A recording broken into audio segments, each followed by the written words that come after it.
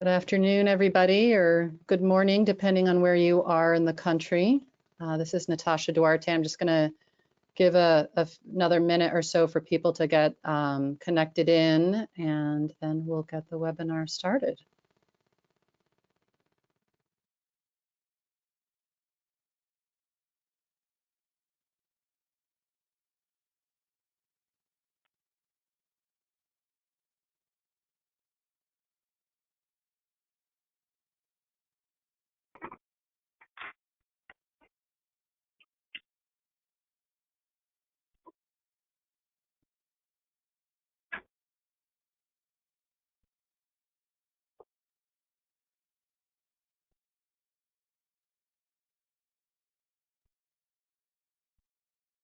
All right. Hello, everyone. It's just 1 o'clock Eastern time right now, and we're going to get going just so we make the most of our time together. I wanted to first just start by thanking everybody for joining us for today's webinar about community composting success, best management practices for community composting, especially in light of just our current health crisis situation and all the changes that we're all going through in terms of how and where we're working. So thanks everybody for joining in, and hopefully this will be a nice topic to think about for a little bit. I want to start with just a little bit of housekeeping. This webinar is being recorded. The recording will be posted on the Northeast Recycling Council website. You'll receive an email letting you know when it's available. You're all on mute right now in order to keep background noise at a minimum for the recording. For those of you who aren't familiar with GoToWebinar, on the top right of your screen, there's a small orange rectangular box with a little arrow pointing to the right. If you click on that arrow, you'll open your control panel. That's also the way that you can close your control panel. You'll see a number of things, the attendee list, questions, audio, all of those things are in that control panel. The question box towards the bottom is where you will type a question and hit send. You can type the questions at any time during the webinar. We'll be trying to address only sort of clarifying questions during the presentation part, and any of the more in-depth questions will be held for Q&A towards the end of the webinar. I just also want to note that the control panel does have a habit of closing itself, so if you want to keep it open, you can click on View at the top of the control panel and deselect Auto Hide Control Panel option. So that's just a way to keep it open. Sometimes people like to just have it closed and off their screen. This webinar is being offered as part of a larger project of the Northeast Recycling Council called Implementing Rural Community Composting in Connecticut, Maine, Massachusetts, New Hampshire, New York, and Vermont, which was funded by a USDA Rural Utilities Services Solid Waste Management grant. So many thanks to them. I also just want to remind folks that this is the second part of a two-part webinar. And while the first one focused on the people side of community composting, so the roles, tasks, vision, partnership building, all of that, today we're going to be talking about how to compost. So the science, the systems, management, recipe, all of those things. I'm Natasha Duarte. I'm the director of the Composting Association of Vermont. I joined CAV almost 3 years ago, not quite. I have a background, I have a master's in soil science from NC State. And as the director of the Composting Association of Vermont, I coordinate with partners for compost and soil health related outreach and education, like this webinar. And I also represent CAV in policy initiatives. My co-presenter today is Paige Wilson. She recently completed her master's degree in environmental science and policy from Plymouth State University, where her research focused on assessing composting regulations in northern New England for the purpose of helping New Hampshire's Department of Environmental Services with updating the state's compost rules. While completing her degree, Paige started interning at the Lakes Regions Planning Commission, where she now works full-time as their assistant planner. Paige administers their solid waste management grant, which provides technical assistance and training to solid waste operators, municipal officials, and community members in 30 municipalities. While working on this grant, she has helped to develop several community composting sites to educate children and adults about our food system. So we're the lineup for today. And I did want to just take a minute to let you all know that we are not going to be focusing specifically on COVID-19 and compost management. I will be touching a little bit on that when we get to creating a compost site plan and the health and safety piece. But I did want to share a webinar that the U.S. Composting Council is putting on. That is, it's a 4-part webinar. The first part will be tomorrow at 1 p.m. Eastern time. And they're going to be talking a lot more about specifics around what we know for COVID-19 and what composters need to know to control the disease and prevent it from spreading. I also just want to say that I think these types of webinars, as well as this webinar today on community composting, are still really important topics to be getting into. Solid waste management is an essential service. And depending on where you are, you might have different options for managing your organics and your food scraps. In some places, backyard or carefully managed community systems may be the best options in some rural places. So again, I'll just be touching more on this or getting a little bit more into this towards the end of the webinar.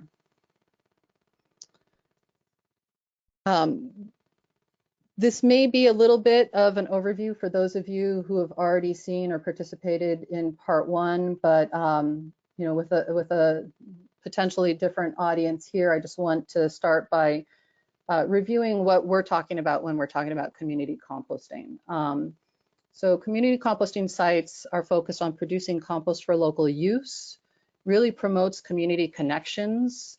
We've really found that it includes a network of backyard composters who often are engaged or can act as compost stewards in their communities. And so they can be really great resources for community composters to draw on and to engage with. It builds resident food waste management awareness and participation. And it really plays an essential role in evolving how we divert food scraps from our landfills, especially in small town and rural areas, but it's certainly true in urban areas as well.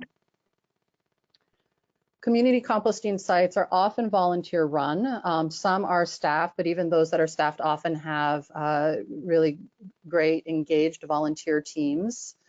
They take place at all sorts of places: garden groups, neighborhoods, at some nonprofits, farms, schools, libraries, outside of food shelves. So all over, people are finding community composting sites. They can be really tiny, sort of the micro scale at 10 square feet, upwards of 20,000 square feet. And there's a whole range of compost systems that are being used, and we're going to be getting into those systems a little bit later in the webinar.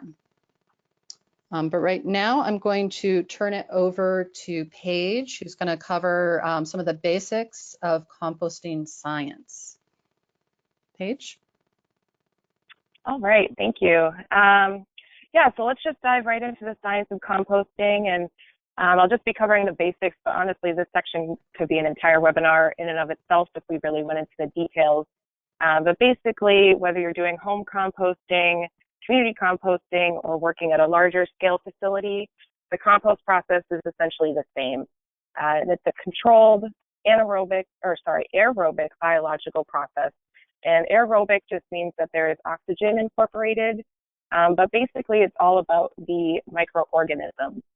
And healthy biological activity is essential to composting successfully, and making sure that you set up the right environment and conditions is fundamental to the process. So those decomposers include micro and macroorganisms like bacteria, fungi, beetles, worms.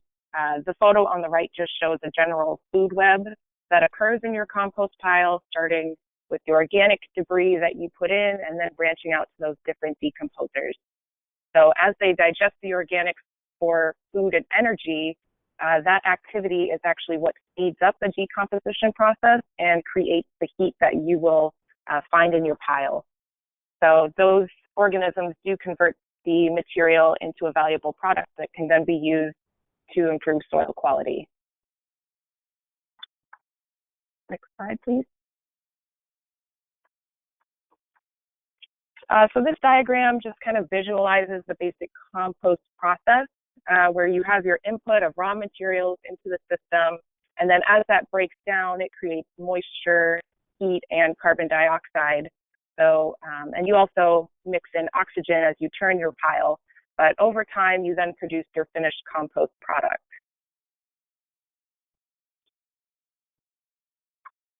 Next slide, please. All right, so your finished compost will have a consistency of a soil-like material that is usually a dark brown color, but the end color can actually be different shades of brown, kind of depending on what your recipe is. It's going to have a pleasant, earthy smell and be easy to handle, where then you can put it into your garden, you can put it in indoor potting plants, or even on recreational fields, just as a soil amendment to really help improve the physical, chemical, and biological properties of the existing soil.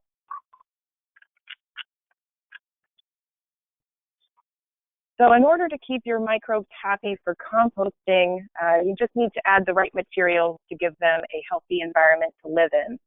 So that entails combining materials that contain carbon and nitrogen, otherwise known as your browns and your greens. So carbon-based resources tend to be more dry, whereas your nitrogen-loaded resources really contain the moisture.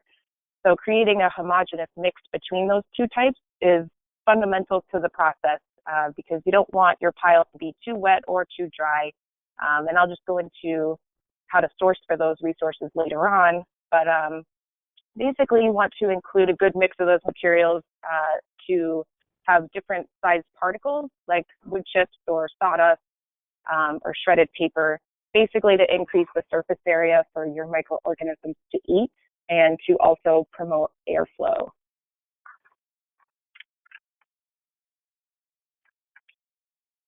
So this slide just kind of summarizes the prime conditions that you want to reach, and this will help create a healthy environment for your microbes. You want to turn the matter, your material to reach about a 10 to 14% oxygen concentration. You want to make sure that your carbon to nitrogen ratio is balanced out by weight, and to achieve the preferred 30 to 1 or 50 to 1 ratio, somewhere in that range. Your moisture level should be like a damp sponge, and you can test this by using the squeeze test, where you pretty much just pick up a handful of your material, give it a good squeeze, and if you see that there's water dripping out in between your fingers, that indicates too wet. And if it's too dry and really crumbly, you might need to add some more nitrogen materials, but it should be a pretty good consistency where some of it's still clumped up together. An optimum pH range is about 5.5 to 8, but you can just test this with an at-home testing kit if you'd like to. And lastly, your temperature range should be from about 90 to 150 degrees Fahrenheit, where ideally you want to reach about 131 degrees Fahrenheit to kill off any pathogens that might be in your pile. And that phase is called the process to further reduce pathogens. And you want to reach about 131 degrees for 3 to 15 days. The time frame really depends on the system and what the finished compost is going to be used for after.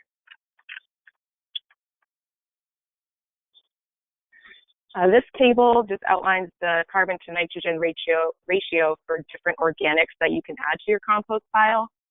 You'll see that wood shavings and sawdust are wood chips and sawdust are very high in carbon, and vegetable and fruit scraps are really high in nitrogen.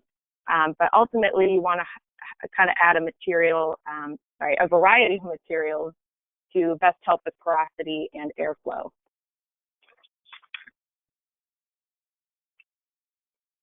Next slide, please. Sorry. It's okay. So there's a general, simple, and slow method that you can use where you follow a basic recipe, turn your pile occasionally, and you will produce some finished compost in about 12 to 18 months. This is really a good backyard method that's pretty low maintenance, and it allows you to see how composting works. And it can also help you gauge how involved you would like to be with the process. So the hot compost method requires more maintenance and monitoring if you want finished compost in 6 to 8 months. You can use an enclosed container like a tumbler that's insulated throughout the winter. You can also monitor your recipe more closely to create a proper mix for your microbes, and turning your pile more frequently will help you reach those higher temperatures. So this is typically a method for community scale composting, as well as larger commercial scale facilities that may be handling waste from several communities.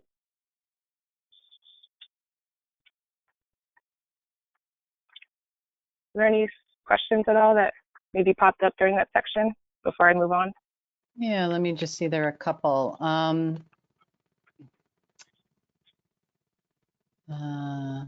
I'm just gonna, let's see, a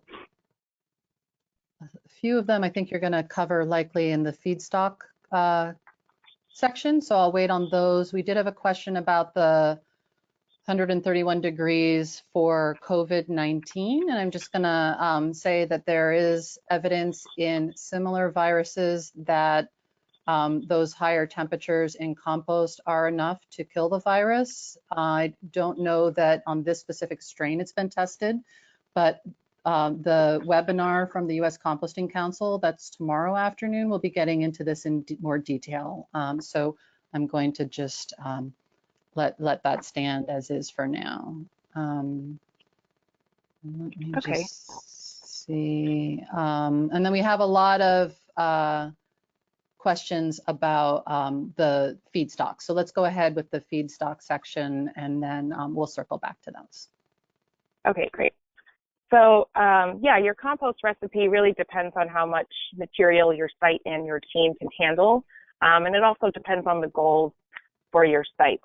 So those factors will kind of determine what materials are input into the system. So this is a list of organics that can be composted. I've heard that there's a general rule of if it grows, it goes. And when in doubt, you may just want to try and avoid putting it in the compost bin entirely. You do not want to compost meat unless you are using a hot composting method, and really only after you've had ongoing success with that method, only because meat can bring a lot of unpleasant odors. You may also want to avoid bones and grease, as well as cat litter or dog manure, and as well as weeds that have gone to seed. Basically, weed seeds may end up in your finished compost, and those can be spread to other areas. Small amounts of meat and grease are okay if they're in like soups or casseroles and sauces, but you really don't want to overburden your system with lots of those materials. Next slide, please. So you can source for your food scraps from folks involved in your compost program. You can also reach out to schools, local businesses, restaurants, churches, community members, and even grocery stores. But basically, whoever you choose to collect from, you really want to make sure that they know what material you are accepting, and maybe even how to prepare it for your compost system if you end up setting it up in a specific way. Ultimately, though, monitoring and quality control is essential, because you don't want to make, you don't want things ending up in your pile that really don't belong there. So whether you have to communicate with your grocery stores and saying, you know, we really only want your produce from the week, we don't want anything from your bakery or any other organics, could be a discussion that you may want to have with them, and just as well as other people that you work with. Next slide. So to find sources for carbon, you can reach out to woodworkers, town utility crews and public works departments, landscapers, neighborhoods, farmers, and even town transfer stations. I know in New Hampshire, town transfer stations are required to compost leaf and yard waste, so that might be an option for those sites, and it may be a case for other sites in different states as well. But for both of your carbon and nitrogen feedstocks, you want to make sure that you have a year-round consistent supply, and it may be more challenging for your brown materials since you need about 2 to 3 times more volume than your food scrap. But you can build mutual relationships with other partners in your town to make this work really well. Next slide. Okay, so you can set up a site drop-off system where members bring materials to the site and maybe store it in 5-gallon buckets or some other kind of container, or you can collect your materials at a nearby farm or farmer's market and then bring that to the site. It really depends on your staffing capabilities and how you set up your system.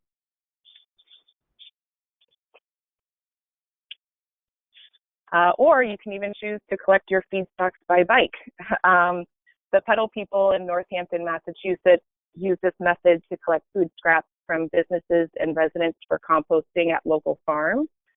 So in this case, you know, they don't even have a site, but if you choose to build a crew of avid cyclists who may transport the material to farmers that want to compost, that's also a good method and a good partnership that you can build.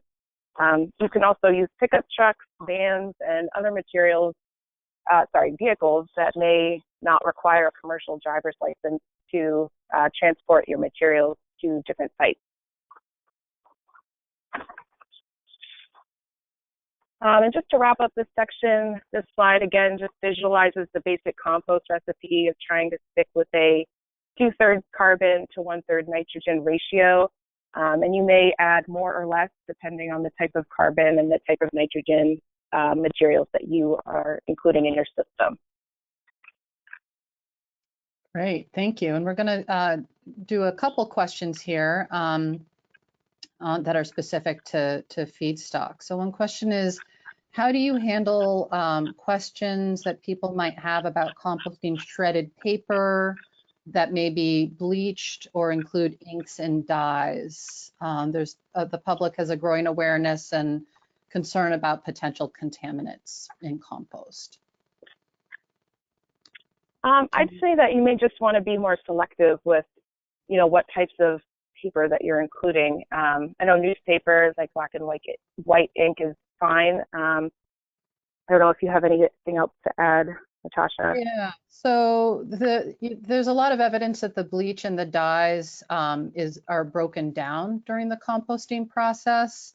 There are some papers that actually are part plastic, and even if they look papery, and so that's what I would be more cautious about, is including that. But your basic print or even bleached paper, there's really not a concern about that once it goes through if it's fully composted and goes through that whole process.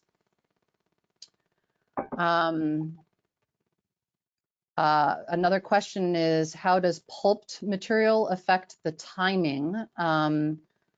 I'm not sure exactly what you mean by timing. Maybe the timing that it takes to go through, but I do know, and Paige, feel free to add to this if you want, but I do know that there are commercial composters that are taking paper fiber pulp material, and then you just need to understand with your recipe that it's, you know, the consistency of it, and if it's a really wet material, that it's, even though it's mostly carbon, that you're balancing it so you don't end up with an overly sloppy mess.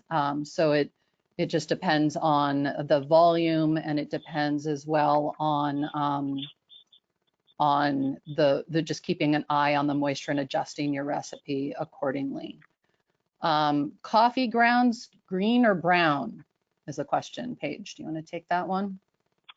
I consider them green only because of the moisture level. I've tried to, I'm not sure if you disagree with that or not, but I've used it in my at-home compost system, and I find that the moisture level just really, I just consider it a nitrogen kind of enriched material. So I tried, yes. Yeah. And it is plant-based, right? So everything, and you can see that from the table that Paige showed, everything is, there's not like, at least the things that we're dealing with in community composting are not pure nitrogen or pure carbon. It's all right. a range of carbon and nitrogen. And so it likely is more brown than some other vegetables or fruits, but still maybe not as much as like a wood shaving. So that's really part of where recipe and record keeping that we're going to be talking about later in the webinar comes in. Because you really need to have at least a general idea of the relative amounts of carbon and nitrogen if it's a significant portion of your compost recipe. So if it's coffee from home, like Paige was just talking about, it's probably not in, I'm guessing, but not in a large enough volume to throw a recipe off. If you have a partnership for feedstock from a coffee house, and you're getting a large volume, you may need to play with that a little bit and understand more the impact that that's going to have on your recipe.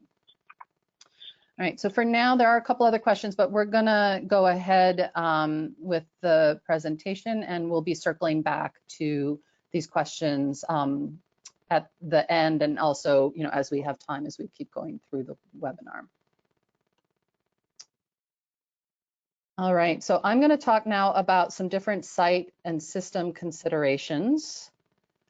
So we just got a good overview of what microbes need to be happy and productive in a compost pile and some of the different feedstocks that we're talking about. Before you start gathering all the materials needed, it's really important to understand the permitting and regulatory environment that is going to be, to some extent, unique to each of you, depending on state, depending on municipality, and what your local rules are. So you need to do some research and look into that a little bit. And it is a changing environment right now. A lot of states are in the process of updating their composting regulations and solid waste management plans. So definitely keep that in mind. You also need to think about how much space you're going to need in terms of siting, and what your capacity is to actually collect and process materials. And those two kind of go hand in hand a little bit. And we did have a question early on about someone who had missed part 1 of this webinar series. It is already available, the slides as well as the recording, and I believe there's going to be a link to that in addition to the link to today's webinar when that's follow-up email is sent out. And if not, I'll make sure that it is posted and that you guys get that information. So we're not really getting into the people side of it, but when you're talking about how much space and where you're going to site it and how much feedstock you can handle, the people piece has to come into play. You also need to decide on the types of feedstocks, like Paige was saying, in terms of what you're going to take and how much you're going to take. And some of that might be influenced by the volume of materials that you're going to need. So with the emphasis really being on the browns, the carbon stuff, you want to make sure that you always have enough carbon on hand. That is going to be your go-to if you have an odor issue, if something goes wrong with your recipe. You need enough carbon on hand to be, or soil, to be able to cover your pile or add into your system to sort of correct it and slow things down until you can figure out what happened and get a handle on your system. You also need to start identifying, you know, part of that is what resources do you have available? Is there a wood shop? What kind of wood are they using? Is it something you want in your compost pile? Is there a farm nearby? Are there cafes? So you really need to be thinking about all of this and develop a plan before just jumping in. It's helpful as well to remember when thinking about a site, the different pieces of the compost process. So we know the science part of it, which is the active composting piece, but when you're setting up a community composting site, you need to think about where you're going to be bringing your organics into. So that's both the carbons and the food scraps. Are you going to be doing a pickup service? Are you going to have people come by and drop off their food scraps? Are the participants going to be putting them directly into the system, or do you need sort of a holding area with extra carbon where you're gathering and maybe weighing or taking the volume, making notes about how many people are participating and what's coming in? Then you have your feedstock preparation section that may be the same as the intake or the active composting, but that's where you want to chop things up and make sure that you're having really good surface area. available for the microbes. So, if you get whole pumpkins, hopefully you're training your folks to chop those up before they come, but it is nice to have an area and some tools on hand where you can make sure that things are sized appropriately. The active composting area is where those food scraps and other organics get blended with your carbon, with your browns, and that's sort of the hot composting area. Curing is a place that after it's heated up, it's gone through the thermophilic phase and has cooled down. You may move it to another bin and then to another bin if you're using a bin system. We'll talk about systems in a minute. But then ultimately, when most of the decomposition has happened, it cools and a different host of bacteria and fungal bodies come in, and the compost cures, and it really needs to finish that to be result in a stable product at the end. And then if you're at a site, and depending on the needs for the finished compost, you may want to sift your material before distributing it, or have a place to store your finished compost. For home composting, a lot of this is the same, it's just a matter of scale. And the same is true for commercial scale composting, right? So at home, you might have a food scrap bucket in your kitchen or under your sink or on your counter, and then you bring it out to your compost bin or your compost pile, and at some point, that fills up and it's doing its thing, and you either start a new pile or you turn that compost out. And then for commercial scale, they always have big rows of like wood chips or carbon and trucks coming in to tip the organics that have been collected. So it's really the same general ideas, it's just a matter of scale. Other things to consider about site. Do you need year-round accessibility? Food scraps don't stop just because it starts to snow. Some sites actually move their bin or their tumbler for improved winter access. Others make sure that it's in a place that can be plowed if you're in a place with snow. You may consider shrubbery or fencing or some kind of cover to act as wind blocks, insulation considerations for the winter, as well as aesthetics. Shady or partial sun helps ensure that it's not drying out too quickly. If it's in full sun, sometimes that can be an issue. And if that's the site that you have, that's okay, but just keep in mind then that you need to keep an eye on that moisture, like Paige was saying, to make sure that it's the right moisture content for the microbes to do their work. And then, of course, access to a water source simplifies things a lot, so you're not bucketing water to your system if you need water. Other things to think about are buffer or swale or some sort of filter if you're using a pile system and you're concerned about the leachate, so any moisture that might be running through the system and running off out of the contained system. It's fine to have bins or piles on the ground or on the grass or on a vegetated area. We do recommend, especially in tick-prone areas, that you keep the grass shorter around the bins or around your system, just to decrease the opportunity for tick contact. And a slightly sloped area for windrows and piles is really helpful. And I have a picture of this site inspection form in your control panel, and you'll also get a link to it with the recording. But right now in your control panel, you'll see that there are handouts available down below the Q&A box. And one of them is the site inspection form for community sites. And all that really is a tool to help walk you through the things and think about these things as you're setting up a new site. Or in some cases, I've worked with community composting sites where they had a system set up, but they realized after they started using it that they really wasn't a great place for a variety of reasons. And so then they used sort of these guidelines, the steps that are laid out in the site inspection form, to help them identify a new site in their community garden that might be better placed for the composting. Setbacks are another thing to keep in mind. Some of this might change depending on where you live and what your local ordinances are. A good rule of thumb is 3 feet from sidelines, 10 feet from the front lot line, and 25 feet from the back lot line. Of course, this is going to totally vary depending on where you are and what your neighbor situation is and what the zoning is. So definitely look at what your own local ordinances are. You also want to make sure that there's adequate distance from any kind of water source, like a potable well or wetlands or surface water bodies, certainly floodplains. If you're near a river, you don't want it right up to the river in case that river overflows its banks. You want to be operating it to prevent drainage from your piles, that leachate we talked about. You want to be capturing that near your system and not have it leaking into a neighbor property. And it's also important to keep the area visually appealing. And there's a lot of reason for that, but in part, that's also a good way to sort of having a tidy site gives rodents and other animals less places to hide, ticks less places to be.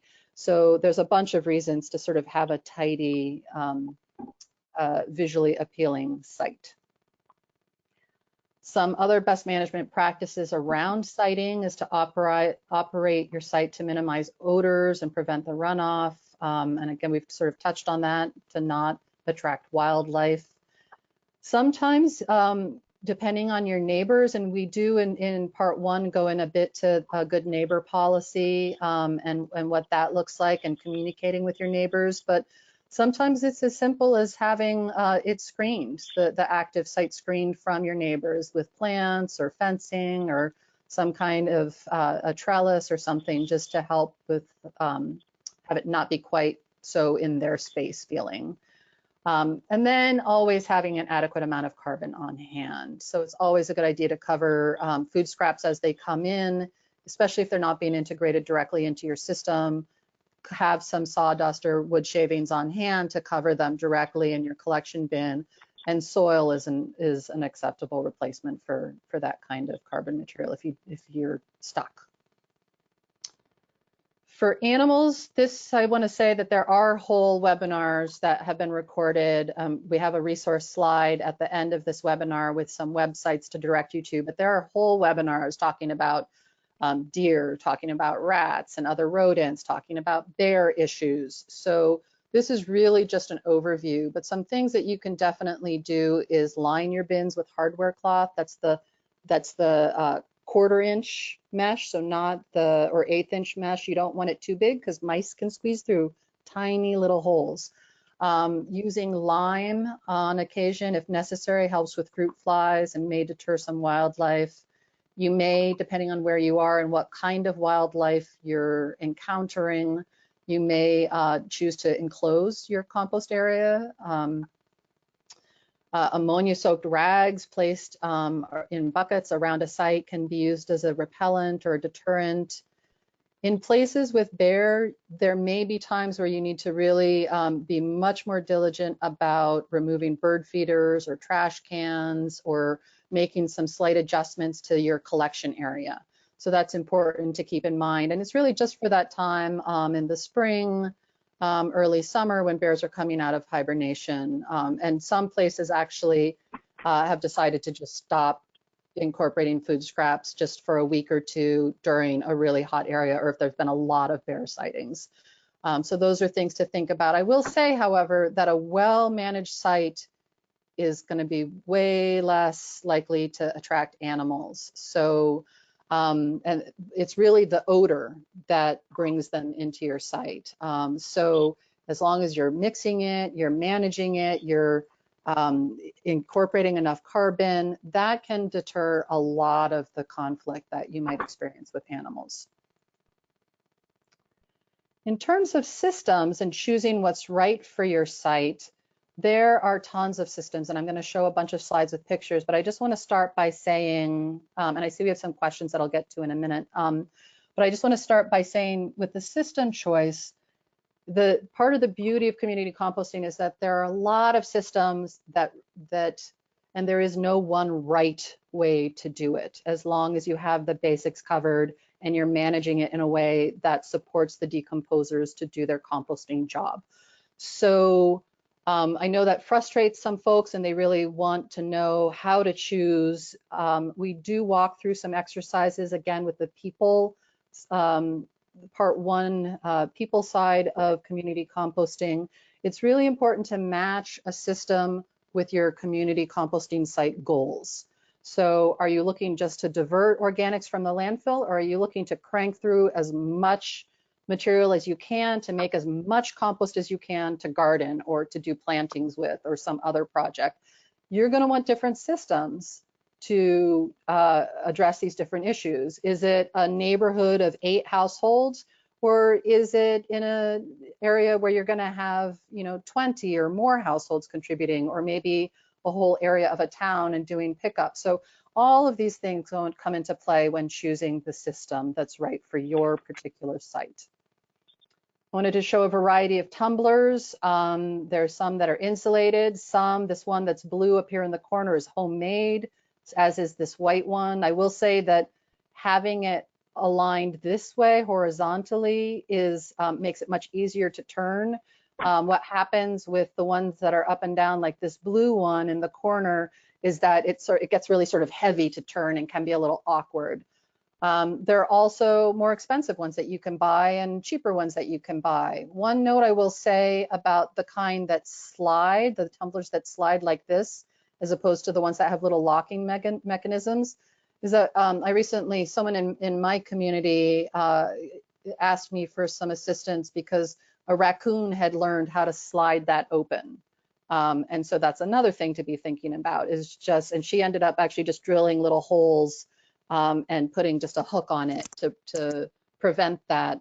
But I will say that when I asked her further, she had not been adding any carbon. She was putting just her food scraps into her bin, into her tumbler, and tumbling it. And while you need a little bit less carbon for tumblers, you definitely need some carbon to keep the odors down and the moisture absorbed and have it less appealing. There's all different kinds of bin, from single bins to multi-bay bins or connected bins. There's piles and windrows, again, depending on the volume of food scraps and the space you have. There are in-vessel systems. There's also aerated static pile systems, but I'm not going to be talking about that. There's plenty of information about that type of system online and in other webinars. And most of the rural sites, in fact, none of the rural sites that I'm directly involved with or some of my partners are involved with are using that type of system. So I just didn't want to take the time to get into the weeds on that right now. There's also vermicompost, or using worms. And there's whole webinars and books specifically about worm composting if you want to do that. I did want to just touch on insulated systems. They come in all shapes and sizes. Again, something that's purchased with insulation, like this drawer tumbler up here, the green one, or whether you're adding your own insulation. But that's another consideration. The other consideration for winter systems is that the larger the volume of food scraps, the more heat it's going to generate, and the more likely you'll be able to keep it going through the winter. So just to keep in mind when you're sizing your bins or your system or your windrows, that it's really that internal core temperature is going to stay high. But if you have a really tiny pile, likely it's not going to withstand a cold winter. I did want to just highlight this one innovative thing that I hadn't seen before, and they're trialing it this last winter. One of our sites in this project is the Champlain Valley Co-housing site in Charlotte, and they actually created their participants put their food scraps into a collection, and then their compost stewards are the ones that do the recipe and add it into their system. And they created this handmade collection system that is a can inside of a can and insulated around. So the black inner part is where the food scraps go, and that is a piece of wood, I believe, around the edge, but underneath that it's insulated. And so that was their way. And then they had this nice insulated top. So you can get creative with it and make sure that it meets and it's working for your needs. Integrated systems are a lot of what we promote and what we're seeing used, and that could be having a tumbler to start the food scrap composting, with less, with a little bit less carbon, but it can, with the ease of turning it, and Paige will get into this a little bit more in her site examples, but they, you can sort of get a jump on the decomposition by highly managing that material, that incoming material in a tumbler, and then moving it into a bin system and turning it through bins. Some folks are also using this, which is actually an anaerobic digester, green cone, that you don't, for things that they don't want in their system, like animal waste or bones or grease is a great system. So sort of partnering to meet multiple uses, or adding hens and chickens into a compost system, an active compost system is a great way to go.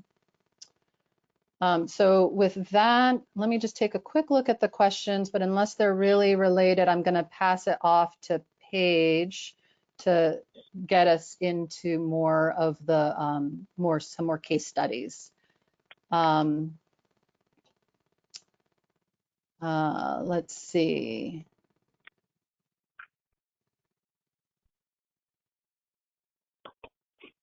All right, so so some are asking for links to the aerated static piles. I can provide that at the end. I'll provide some links to resources that can go out for that. One person says for tumblers, they find that they easily become anaerobic because of the lack of ventilation. And what would we recommend? Definitely a good balance, as they pointed out, a good balance of carbon and nitrogen. I think a lot of people, which I alluded to in my raccoon story, a lot of people are like, it's closed, and it sort of addresses the yuck factor, but then it becomes yuckier because they're only putting in food scraps and no carbon at all. So really adding, we found that in like the Jora tumbler, that green insulated tumbler that we had some pictures of, and that I believe Paige will show some pictures of as well. You still need to be adding carbon. It could be 1-to-1 or maybe 2-to-1, depending on the type of carbon. If it's wood shavings, you need less because of the high carbon and the high surface area. But the other thing, if you're having problems with that, I would recommend that you try a wood shaving or something like that that will absorb some of the moisture. And then as well, you really need to be tumbling it. So not just once a week, but every time you walk by, try to give it a spin. Or if it's in a garden situation, have different people, even if they aren't necessarily opening it and looking at, just, you know, spin it as you go by, and that can help tumblers be more effective and break things down faster. And just with an eye to time, I'm going to leave it there and hand things over back to Paige to give us some local case study examples. Awesome. Yeah, so I'm just going to dive into a few examples that I've personally been involved with, just to give you all a sense of how a few groups have approached composting. This first slide just represents the Tufton Borough Community Garden compost site, which was initiated by the town's Agricultural Commission, and the commission members helped to manage it, as well as the gardeners that are involved. So they joined the NERC's Community Compost Grant Project to establish this site and provide their gardeners with an opportunity to compost food scraps generated at home. They use several different methods, as you can see by these photos, kind of referring back to what Natasha said about using integrated methods.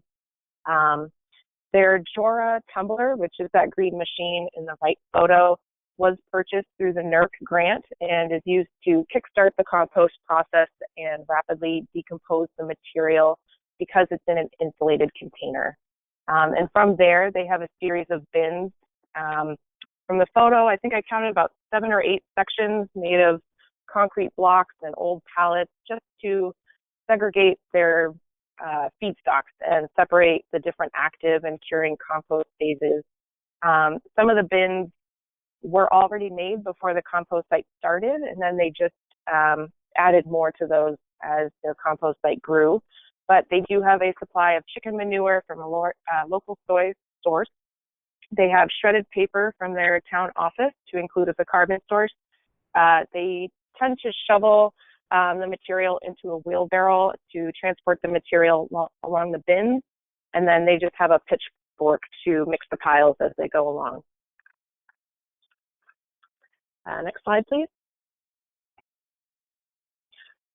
So the Agricultural Commission sent out a letter to their gardeners just explaining how everything works and the benefits of diverting food waste. They outlined the process of how gardeners can bring in their greens and browns from home and how it integrates with the greens and browns produced on site at the garden.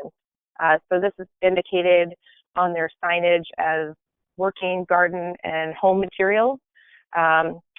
Their right photo shows their inactive fall and winter setup, where you can see that the pallets are removed or they're placed down just to indicate that the bins are not in use.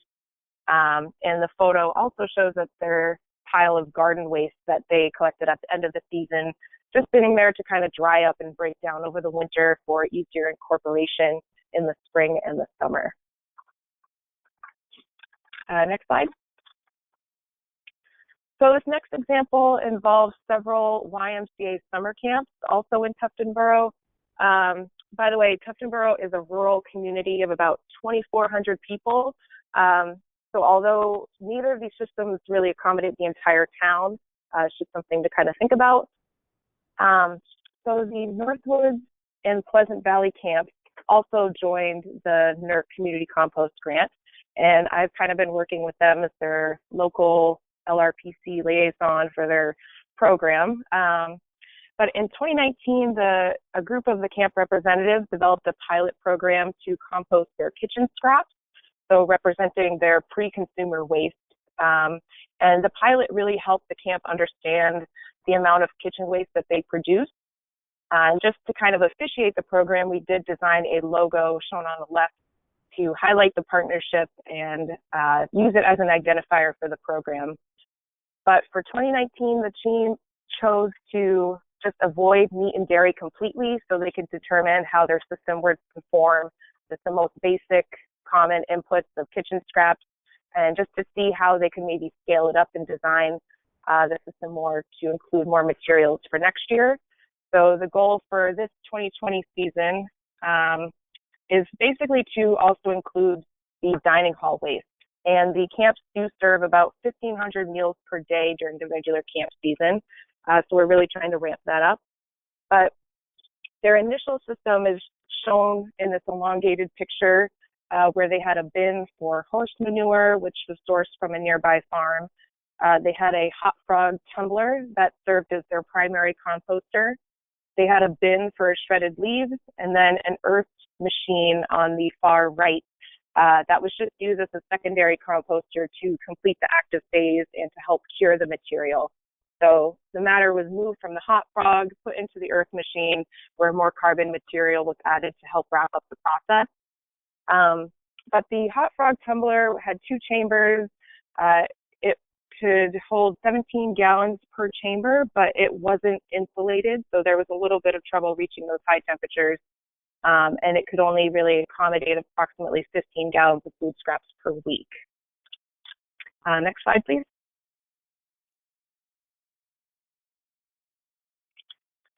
So the camp used 5-gallon orange buckets to collect their food scraps, and they stuck with the orange color just to be consistent and use it as a program identifier. They wrote notes on the tops of the bins for what could be included. But we did get feedback from some of the kitchen staff who were from other countries where English wasn't really their primary language. So there was a little bit of a challenge knowing kind of what could go in the bin. So this year we plan to put pictures on them just as something as like a trial and error, learn as you go kind of thing. The bins were placed right outside the back door of the kitchen for easy access to the staff, and then Doug, the compost coordinator, would come by with his pickup truck and transport all the buckets to the system at once. And he is depicted up in the upper right-hand photo. So the camp received a JORA from the NERC grant just to process more waste and to also process it more quickly. So they switched out their hot frog tumbler for the JORA as their primary composter, and they found that they were able to compost about 22.5 gallons a week.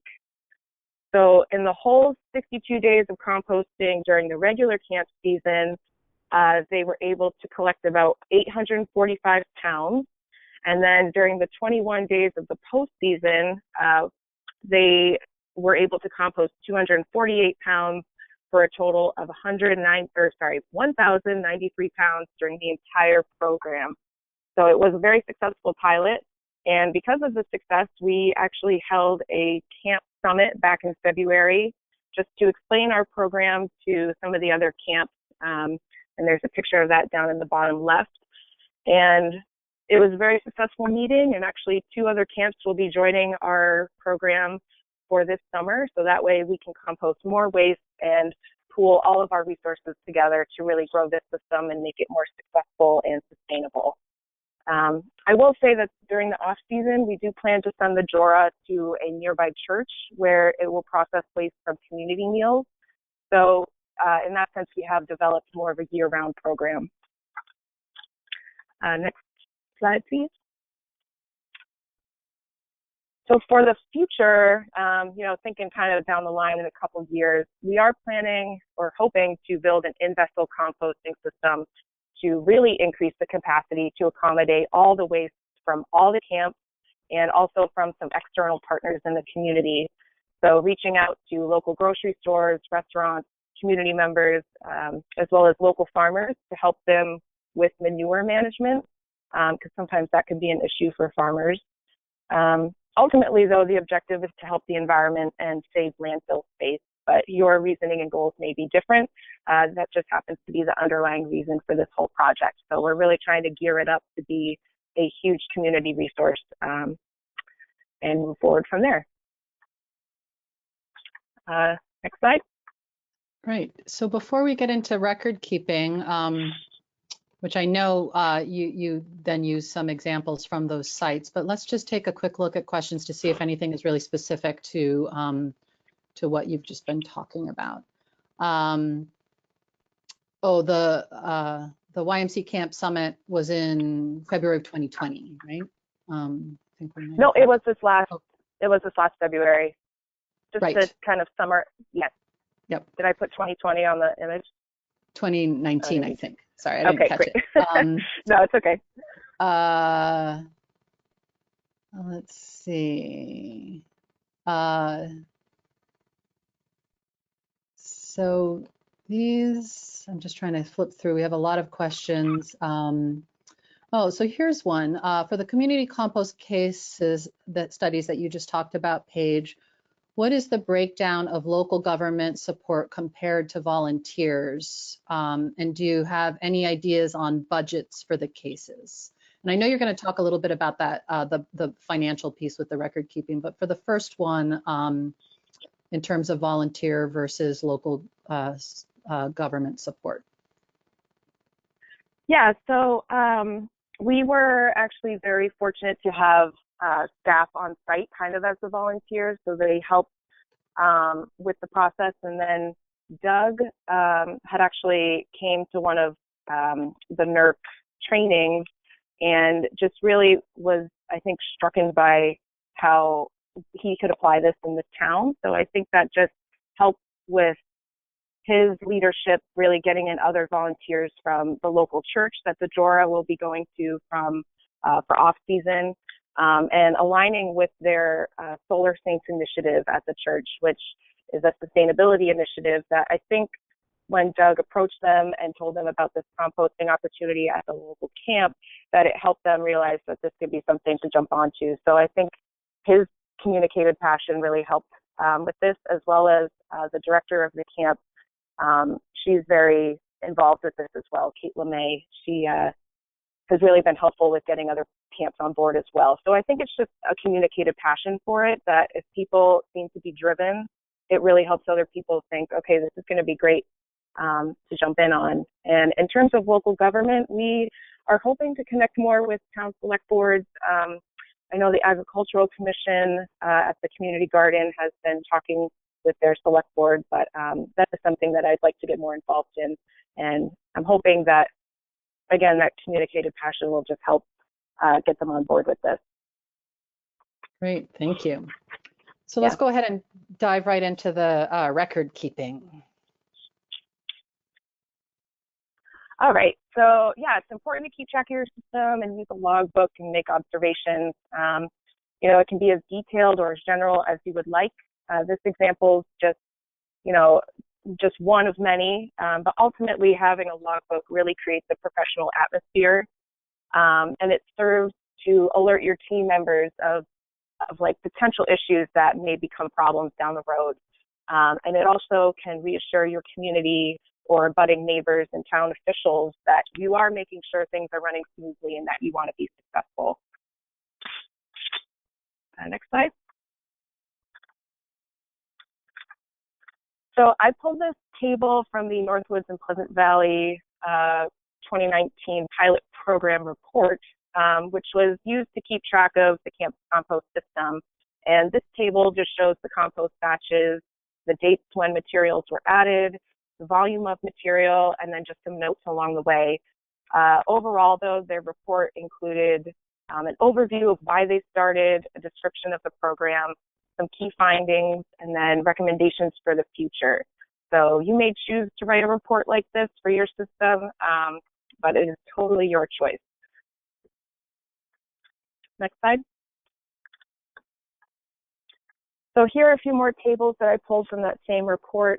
The taller one on the right just records the materials added to the Earth Machine finishing bin. And at the time of this report, the last couple of batches were not completely finished, but the smaller table on the left just reflects the percent change in volume of materials among the active and finishing stages. So you'll see that by the end of the compost process, the volume of materials actually reduced by 81%. Because they were able to break down completely. So again, if you'd like to keep track of these same things, you certainly can, but it's not required. In this case, Doug is just very passionate about this project and enjoys tracking all the moving parts, so we are very grateful for that. And I just wanted to highlight one of the benefits of keeping track of your system is that you can use this information to apply for grant funding.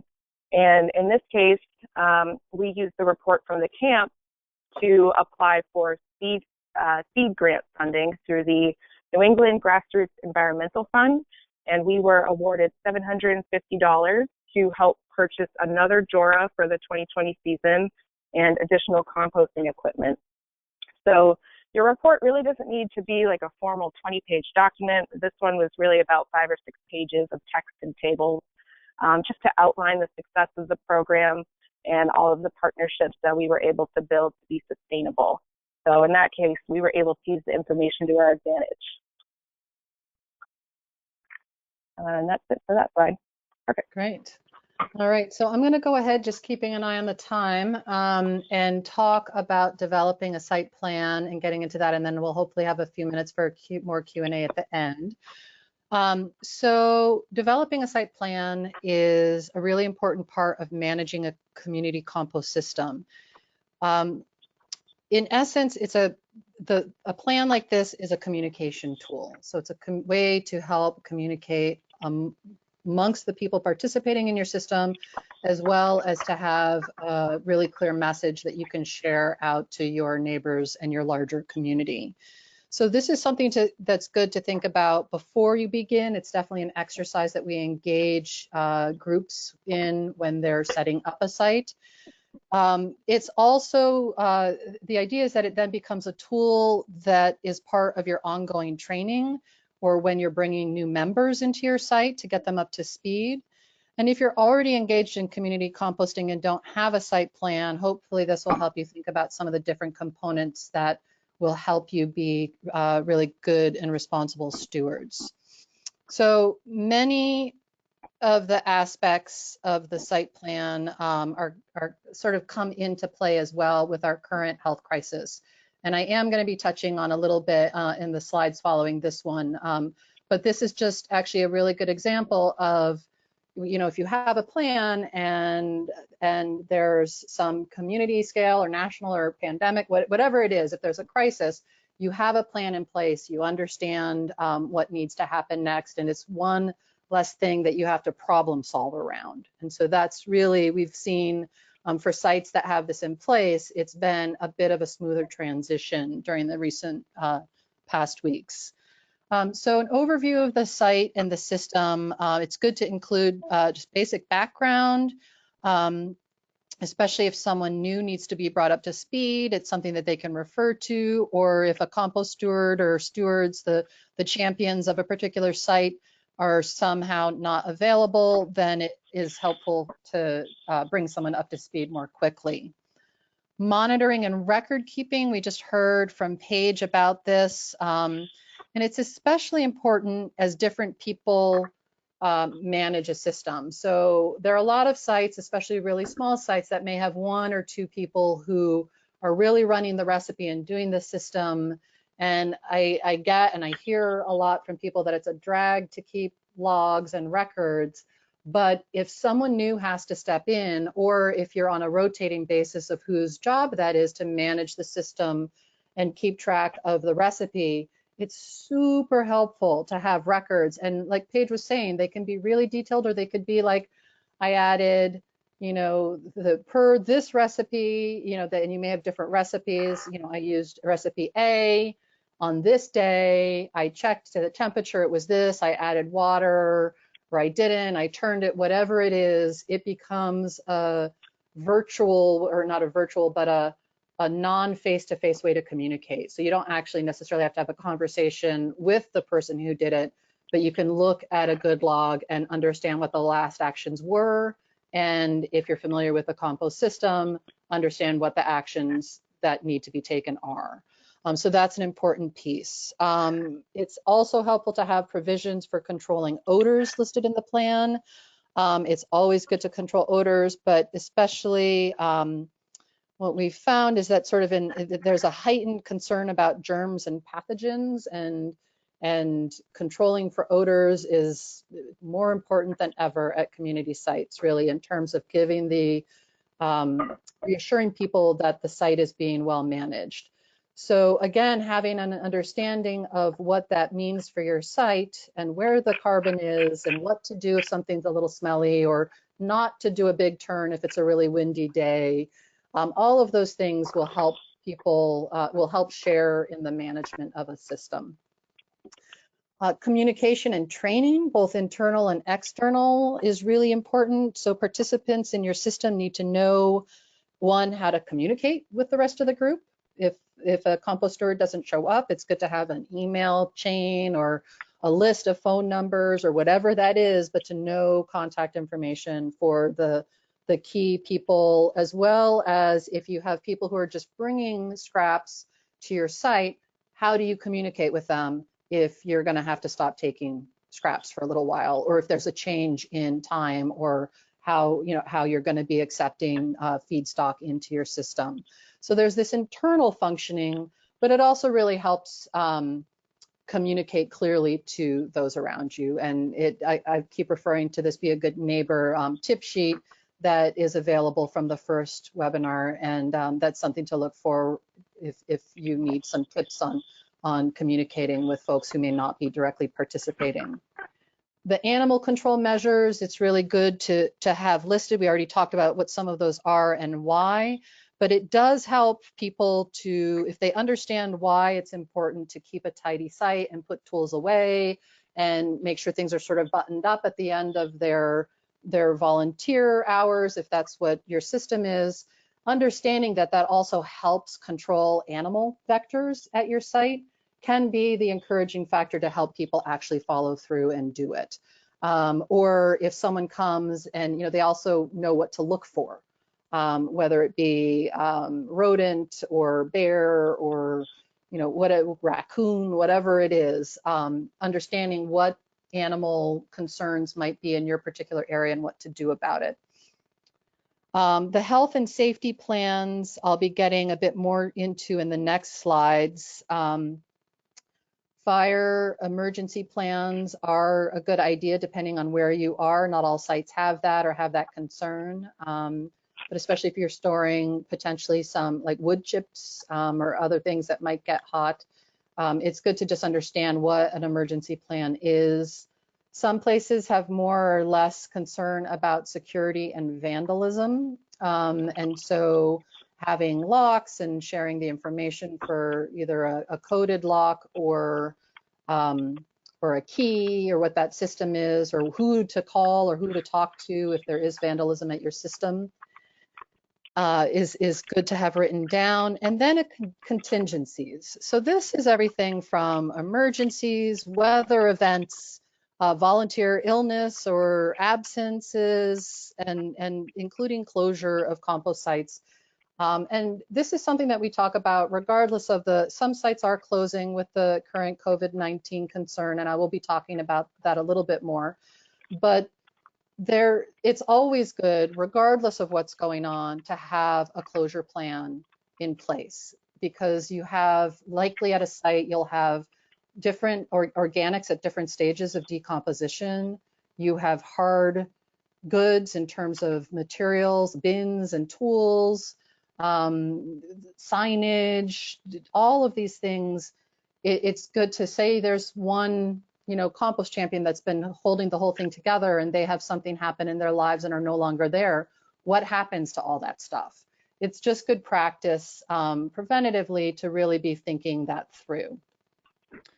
And before, it looks like someone had their hand up, but I'm going to just hold off on that because we are running into a time issue a little bit, and I do want to get to some of these questions. So just quickly, I'm going to go through some of the health and safety recommendations, and then we'll just do Q&A for the last few minutes. So some folks are closing right now in terms of our current situation with COVID-19, and others are just really being specific, changing their processes and adding layers of caution to how they're working. So I just want to say up front that none of this is intended to override local stay home, stay safe, or shelter in place protocols or personal comfort levels. And you're going to find a variety of personal comfort levels with still engaging in community scale composting. I also want to emphasize that there may be real differences in recommendations made for urban sites or sites with a lot of members versus some really rural sites that have fewer members. But either way, it's important to know that there may be changes in volunteer and staff availability, and you need to plan for that. You need to understand what's going to happen to your site if you continue to operate it, if people can't show up or don't want to show up. We definitely, if you do close, I guess I'll just go back to that and say that members, you may want to help members problem solve around how they're going to manage their food scraps. So backyard composting is still a really good way to go for a lot of people, and while keeping with the stay home, stay safe protocol. Others may have curbside or other drop-off locations that are combined with trash or recycling options. So managing solid waste of all sorts is still an essential service, but we need to figure out how to do it really safely.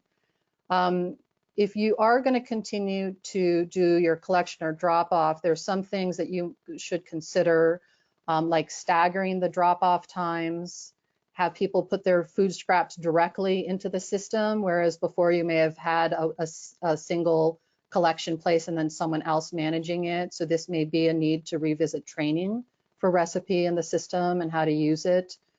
Some people are shifting to using certified compostable bags. It's important that you use bags that will break down in cold composting, especially for sites that may not be hitting those higher temperatures. So just be sure that you know what products you're using if you're going to go the compostable bag route. And then always have plenty of high carbon materials in case you just need to cover everything and walk away. Practice social distancing for sure. Some places are marking 6 foot or 10 foot distances. What we found is that people really have a weird gauge of what 6 feet is, and it tends to be more 3 or 4 feet. So having physical markers in and around the drop-off areas or other compost system areas that might have more folks in it at a single time, but still trying to really limit the number of people on site at any one time. And then really to discourage handshaking or hugging for greetings or whatever those other normal community norms might be for folks. And I know we all know that, but it is important to just have reminders up. It's important to choose the right tasks for everyone, particularly those with asthma, allergy, and other health issues, or who are at high risk in high risk categories for COVID-19. But this is also true anytime. There are particulates that kick up when handling or mixing compost systems. And some people, especially those with breathing issues, may be sensitive to it. It doesn't mean that they can't participate. Just assign them maybe record keeping or sign making or other things that they can engage in the system, but not be directly involved in an activity that puts them at higher risk. Wearing disposable or washable gloves. In today's environment, you may consider face masks or shields. Washing your hands, always a good idea, right? No matter what else is going on with the compost system. 20 to 30 seconds, that's basically like singing with soap and water. Singing happy birthday 2 or 3 times will get you to that 20 to 30 second range. And then it's also important to know if your temperatures are hitting, at least 120 degrees. And we don't know for this specific strain the details, but it is important to know, is your compost a cold system or is it a hotter system? And this is true in terms of understanding the proper ratios. If you're trying to get a hot system, it's true in terms of not attracting wildlife, and it's also true in terms of trying to break down any kind of pathogens in your system. Review proper tool use. Ideally, tools and equipments used for feedstock material would not be used for finished compost to avoid cross-contamination.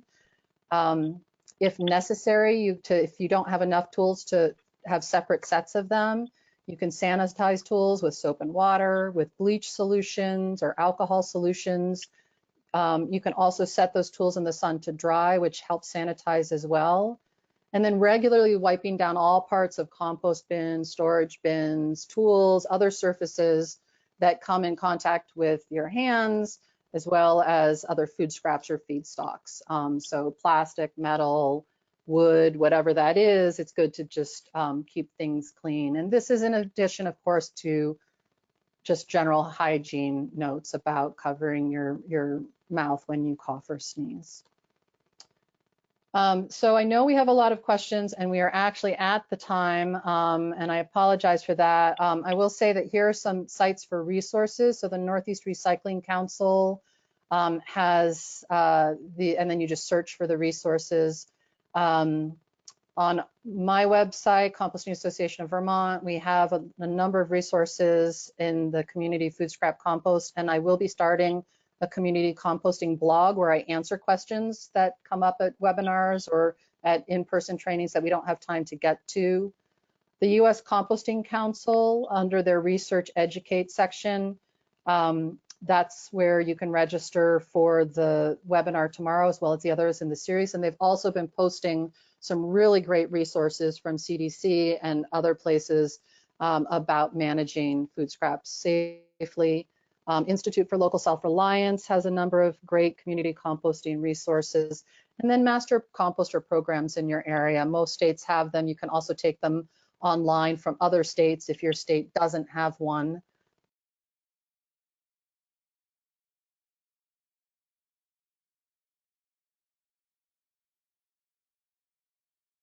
A utilities program for their grant. And we are out of time. I can take I understand that many of you may need to be signing off. If you want to stay on a little bit more, I'm happy to answer a couple questions. And I'll just key that by how many people are dropping off the webinar right now, but as long as there are a few. But I will be posting answers to these. I'm relatively caught up from the initial activity around the COVID-19 situation. So I will be starting to post Q&A blog format on the Composting Association of Vermont website. There's a quick question about goat manure and compost. It's totally fine to utilize goat manure and sheep manure, other animal manure in compost systems. They say that it seems to break down very slowly.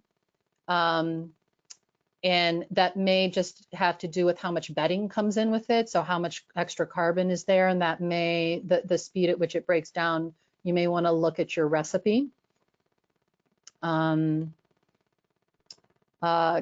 we talk a little bit more about process management and troubleshooting? What if the pile fails to heat up? How might one determine if the carbon to nitrogen ratio is within acceptable ranges? So I'll answer this, and then I think we'll just sort of end there. And I apologize for running out of time, but we will, an hour and 15 minutes is pretty short to cover what we covered. I will be making a point to answer all of these questions, and we'll send out links to the blog posts for registrants of the webinar as well once we get going. In terms of troubleshooting, we will have a tip sheet. We're developing a series of tip sheets. I was hoping to have some put together for today, but just ran out of time with everything else going on. Those will be posted on both the NERC website as well as the CAV website, and other project partners will be distributing them. One is specifically on troubleshooting. But when piles fail to heat up, you always want to go back to those basic science slides that Paige shared. So is it too dry? Is it too wet? Is it not wet enough? Or, right, so dry, wet. Is it too dense? Bulk density is something we didn't talk a whole lot about, but you need a certain amount of pore space for the water to get in between everything and to cover all the surface areas, and which is where the decomposers really do their work. And then in terms of how you can determine the carbon to nitrogen ratio, there are a ton of calculators online. You could probably just Google that, composting carbon nitrogen ratio calculator. There's a lot of online tools, and in one of the tip sheets, we'll be putting links directly to some of those for you to reference. And I think we're going to have to end there. I apologize for running out of time, and I just encourage you all to stay tuned for the recording and the slide deck from today's webinar. Feel free to email me directly if you have specific questions. And then as soon as I can start working, next week I'll start working through these questions and posting them on compostingvermont.org, and we'll just we'll go from there. So with that, I'm going to go ahead and end the webinar, and I wish you all a safe and good rest of your day. Thank you.